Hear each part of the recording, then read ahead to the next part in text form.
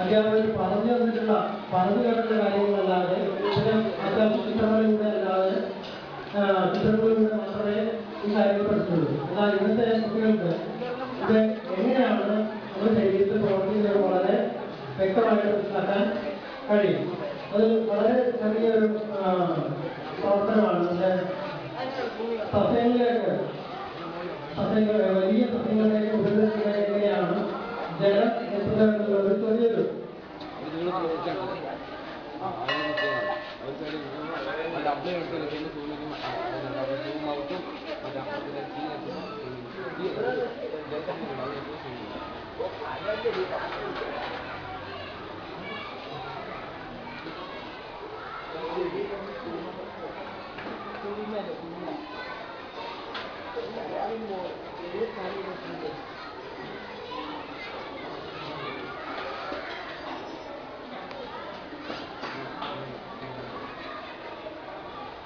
ഇത് കാണുന്നതിലൂടെ കുട്ടികളുടെ ആദ്യം അധ്യാപകരുടെ ക്ലാസ് അവതരിപ്പിക്കുന്നതായിട്ട് ഒരു ഇൻട്രൊഡക്ഷൻ കൊടുക്കും.